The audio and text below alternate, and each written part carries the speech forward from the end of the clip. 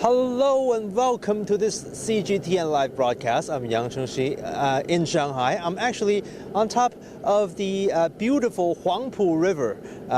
Now it is quite a chilly night. It is quite a scary night for me because I'm on a rocky boat, but I'm not going to waste the time of this precious live broadcast on my own trepidation. This is going to be a beautiful live broadcast, I promise. As I said, I'm on a boat on the beautiful Huangpu River. This is the last major tributary of the mighty Yangtze River that runs across much of China before it reaches into the East China Sea.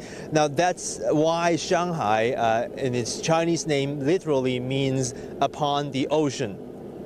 Now, Huangpu River is a river that divides the city into two very distinctive looking halves. And in a second, you'll see what I mean. Now, if we look to the west side of this river, you see a lot of historical old buildings. Let's wait till the camera pan to that side.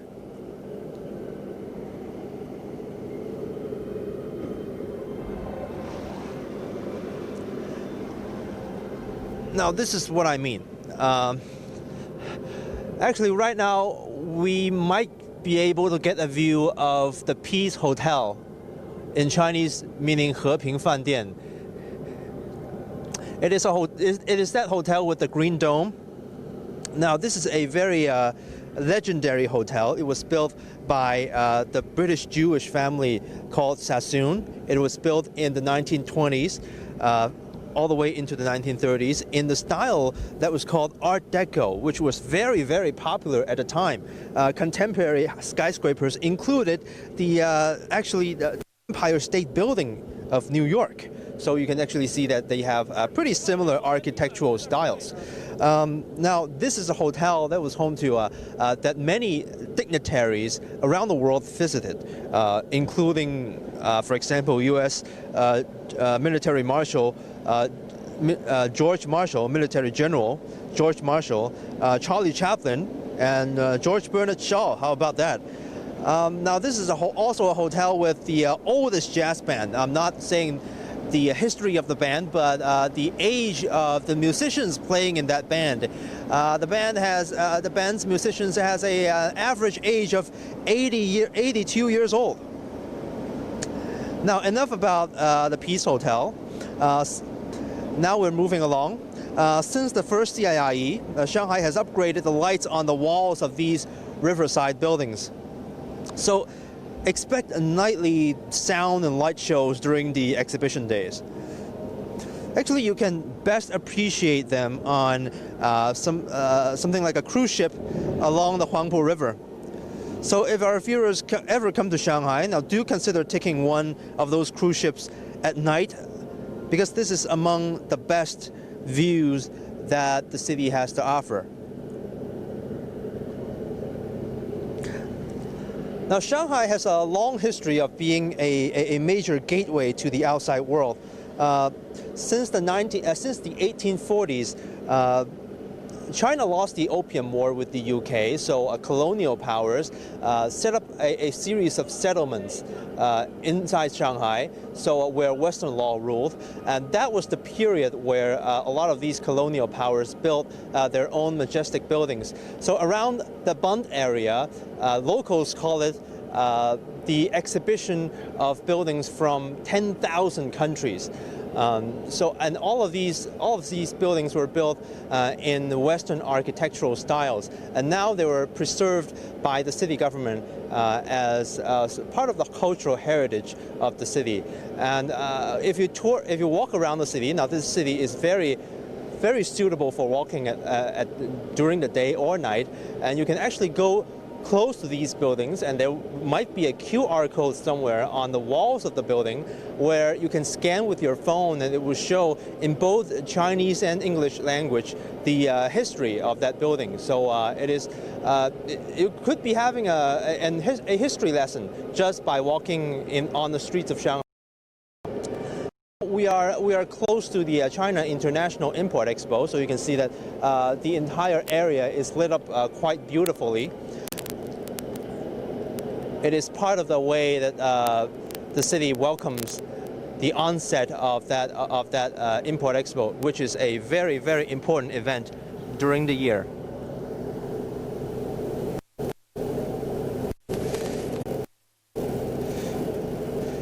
Now, as I said, the Bund is the remnant of a particular part of history in China. And a lot of these buildings that I talked about, the historical buildings, used to be the regional headquarters of foreign banks back in the days, back in the late 19th century and the early 20th century. So at that time, this place was already kind of the financial center of Asia, earning its name the Wall Street of the Orient. Now, today, some of them are still used by banking institutions. For example, the Bank of China and the Bank of Bangkok, actually. Now, there are a total of, I think, 52 historical buildings along the Bund, and they occupy a coastline of 1.6 kilometers. Each of these buildings has a unique history, and they are now very popular tourist attractions. Actually, the Bund is one of the most popular areas in the city that you can visit.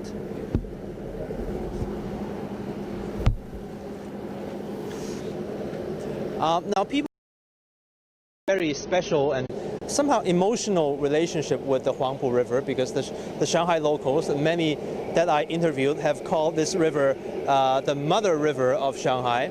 And till this day, a lot of locals actually take ferries, but not one like this that rocks all the time. Take bigger ones to travel from one side of the city to the other side, the east coast to the west coast. Because, as I said, this is two very different parts of the city. The left side is what they call Puxi, which is west of the Huangpu River.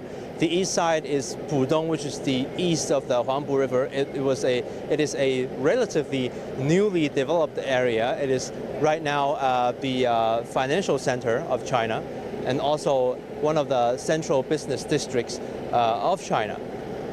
Now, we're going live on multiple platforms. If you guys have any questions, I don't know what time zone you are in.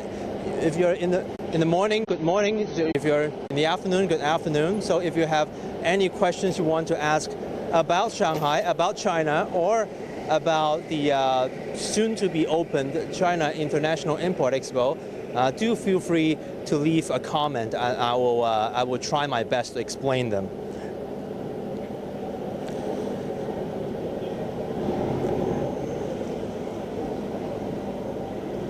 Now, there used to be many cargo ships running along this Huangpu River, and now you might have seen some ships that ran behind me, but those are usually passenger ships for tourists or for passengers that want to travel across Shanghai. A lot of cargo ships actually historically, a lot of cargo ships went here, and the reason why colonial powers chose this place to set up their settlement is because of the Huangpu River being an important gateway that they can ship goods like, for example, opium into the Chinese market. But today, the Huangpu River, although it's been dredged many times, it can hold relatively large ships. All the cargoes are processed in the outskirts of the city. For example, the Yangshan port in the easternmost part of Shanghai. Now, actually, the phase 4 of the Yangshan port is pretty impressive. I've been there several times. It's been fully automated. It's what they call a unmanned port. So you can see just how fast and just how deep China's logistics system and foreign trade has grown over the past 40 years since the reform and opening up policy.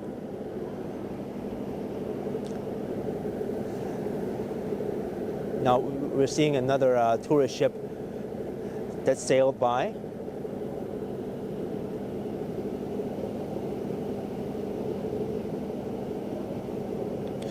Now, Shanghai is a proper mega city with a population of 24 million. It is very suitable for walking at any time of the day. And you see modern shopping malls and offices buildings interlaced with old residential clusters called longtangs, some of which were built in the early 20th century. Now, those alleyways that people call longtang are home to many stories and even events and historical figures that shaped contemporary Chinese history. Now, if the majestic buildings at the bunds are what attracted people from all over China to see and are what gave Shanghai its historical fame, the longtangs, in my opinion at least, on the other hand, represent the history of the people and the common men and women of this great city who had gone through many good times and tremendous bad times in the past century, especially during the century of humiliation, during the Japanese invasion, especially during the Second World War.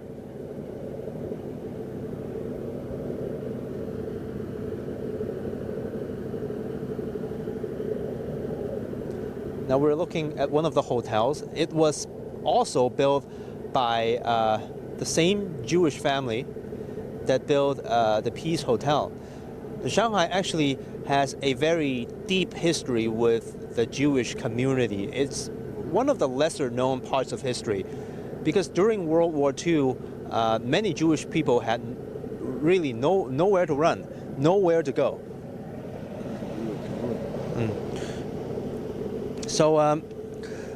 So Shanghai was actually their only option because it was under Japanese occupation and there were no passport control. So it was actually kind of the only place that Jewish people can go in 1937. So about 20,000 Jewish people fled to Shanghai at that time. And we are right now looking at the area where they were congregated. They were living together there. They weren't actually living in internment camps or anything, but living condition was pretty harsh back then. Now we've got a comment from Facebook. John Roger Makhuyop. I hope I didn't mispronounce your name. Hello, John. Is it cold there already? Well. It is quite cold at night, I think. It is quite windy on the Huangpu River, but actually it is still pretty nice to walk around in Shanghai. It's not bitter cold. Now, of course, the area that I talked about, the Hongkou area, was known as the Shanghai Ghetto at World War II, where about 20,000 Jewish people lived side by side with the Chinese people, with the Chinese refugees. And after the war, most of these Jewish people went to join their relatives in Western countries, for example, Canada and the USA. And the newly founded state of Israel took in most of the rest. And actually, an interesting fact, one of the Jewish refugees that were in Shanghai at the time later became the Treasury Secretary of the United States, Treasury Secretary Blumenthal.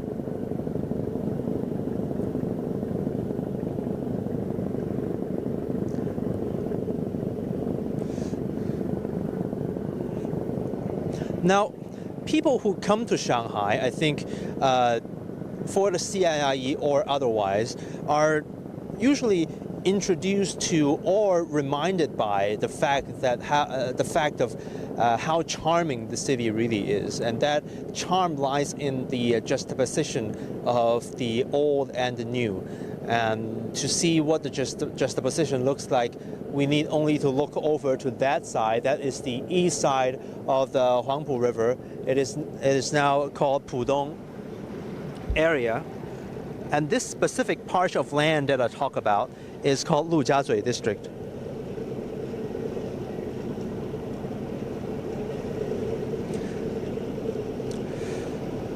Now we've got another another comment. Samson commented, do you still have Jewish Chinese people in Shanghai? Yeah, some of them. Yeah, some of them. We actually did some stories of the Jewish families that still remained in Shanghai. Not a lot, but we could still find them, and they can speak really, really good Chinese. I don't know if there are any Jewish viewers or viewers in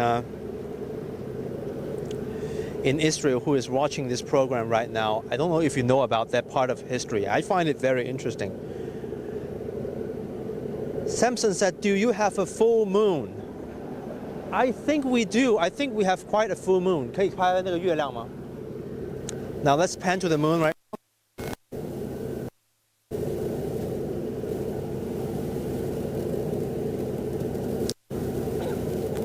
It's beautiful, isn't it? Now let's talk more about the Pudong area. Now this is the city's main financial district. And there are close to 300 buildings in an area of 1.7 square kilometers. Now, to welcome this year's Import Expo, the skyscrapers have been giving laser shows for the past few nights. And this land used to be undeveloped for a time, but when the country embraced reform and opening up in 1979, business with the outside world grew. And China needed to attract global companies and investors. So in 1990, it decided to develop this patch of land in Shanghai into a new economic icon. In the span of 30 years, the Lujiazui district has been transformed from shipyards and factories to this. Now, tens of thousands of people commute to these buildings to work. Every weekday morning from 8 to 9 a.m., some 30,000 people pass through the Lujiazui subway station. Now, the tallest building over there is actually the Shanghai Tower in China, in Chinese Shanghai Zhongxin. At 632 meters, it is actually the second tallest building in the world after the Burj Khalifa of Dubai. Its exterior is made up of over 20,000 pieces of glass, each in a different shape, so it always looks to be warping a bit differently depending on the angle you look at it from. Now, the twisting shape actually reduces the wind load by 24%, so this is a very deliberate design choice. Now, all this means that the skyscraper doesn't need extra materials inside to fortify it against wind, saving about, according to the chief architect, $80 million in construction cost. Now, it is not difficult to see that China sort of fell in love with skyscrapers in the past 30 years. It's built more in that time span than America did throughout the entire 20th century. If you look at the top 10 tallest buildings in the world, half of them are on the Chinese mainland. And this is what you're seeing is the prime example of that fascination. There are actually four very tall buildings there. The Oriental Pearl Tower, built in 1995. The Jinmao Tower, the one that's shaped like a pagoda, in 1999. The Shanghai World Financial Center in 2008, the second tallest one. And the tallest one, the Shanghai Tower. Today, this area, Lujiazui, is home to 43,000 companies. More than 600 foreign companies have established their regional headquarters here, as well as China's first stock exchange, first future exchange, and oil exchange, among many other financial institutions that are vital to the financial system. Actually, 9 out of the 10 global top asset management companies have set up shop here.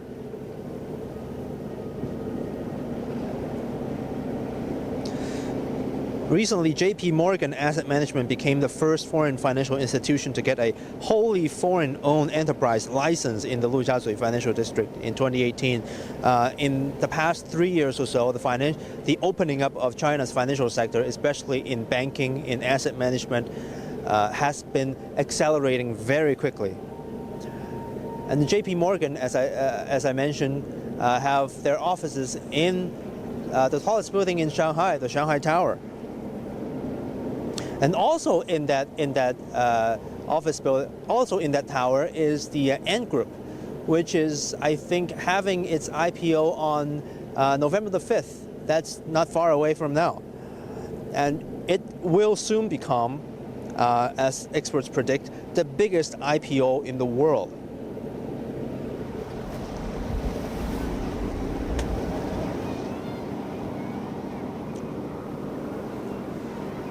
So now the ship is moving along, so you might want to have a look at that side. That is the light show that I talked about. It wasn't like this before 2018. All these lights were changed into LED lights that can have coordinated light shows. Look at these historical buildings. So we might want to pan back.